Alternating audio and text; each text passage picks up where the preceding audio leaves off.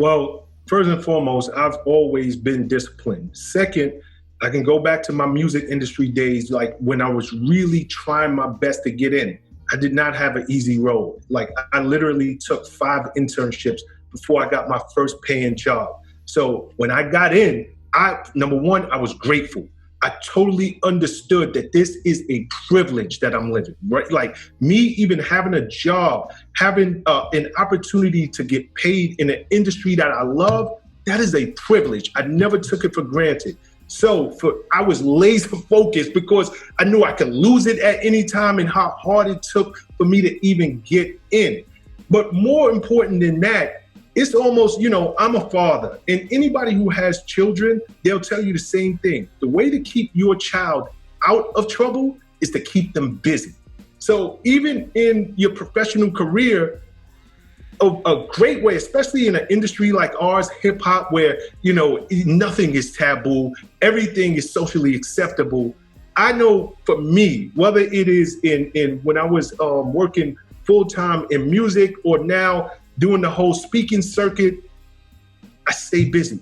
I stay laser focused on my career because as long as you are busy, as long as you are working toward your ultimate goal, you don't have time to F around. You don't have time to fall off the wagon. It's all of those people who they get into whatever they get into for the wrong reasons. They get into it, whether it's for the fame, the money, the celebrity, whatever it might be. Those are the people that as soon as they get a little bit of traction, now they want to show off. They want to pop bottles. They want to show how much money they got on the gram. They want to drink. They want to smoke. They want to do all the things that everybody else who's around the world who are dying to get in the industry, they're looking at them like, yo, like you have a golden ticket. You got a golden opportunity. And this is what you wasted on? So I believe the cure for not getting into trouble or not falling into some of those vices is stay laser focused on the work. Keep yourself busy.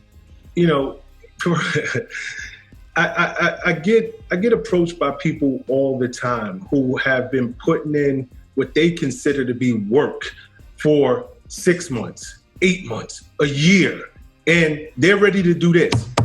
They're ready to tap out. They're ready to give it up because it hasn't happened yet.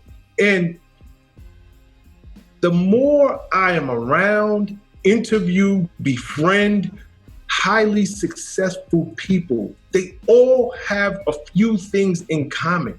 And one that is at the top of the list is they have a never give up attitude. They understand that as long as I stay persistent, persistence is always going to overcome resistance. It might take me 2 years, 5 years, 10 years, but you got to remember, why are you doing this in the first place, right? Because so many people are ready to tap out because life haven't given them what they thought that they deserve yet. Why'd you start in the first place? Maybe it was for all the wrong reasons. But if you got into the game for the right reason, if you think back to just why did I start, it will always give you the motivation to get up and get back in the game again. So anybody who's watching this, you have to stay persistent. You have to. It's very few people out there who, let's just say somebody, they make a record in their bathroom and they put it out like what's homeboy who made the Panda record? That from what I hear, it was his very first record. Damn, I forget the guy's name. The Panda dude from Brooklyn, Designer. From what I understand, that was his first record. There's very few designers in the world who make a record in their home studio, they put it out and it just goes. Most people who we consider to be overnight successes, that's 10 years in the making. Like most people who you see, who now you idolize, and they're the ones that everybody aspires to be, that is at least 10 years in the making. So you have to stay persistent. You also have to remember, why the hell did I get into this to begin with? And in terms of the millionaire and billionaire mindset, they're, highly successful people, the goal line, it always pushes forward, right? So once they hit, let's say today, the goal line was at the 50-yard mark. And that 50-yard mark was, I just want to hit record. They get that hit record, the goal line pushes up now. I want a hit album. They get the hit album, I want a diamond album.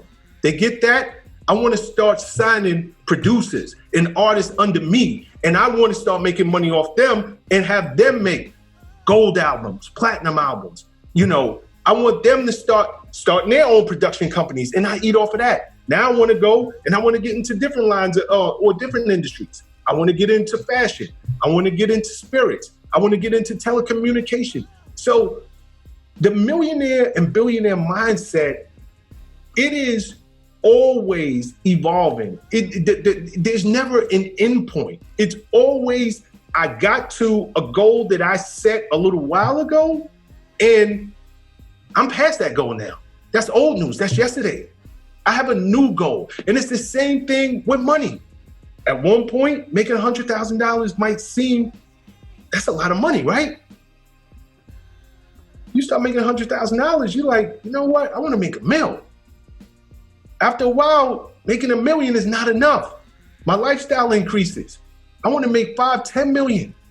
Then you start having different conversations with different people where 50 and $100 million, those conversations start to be your norm.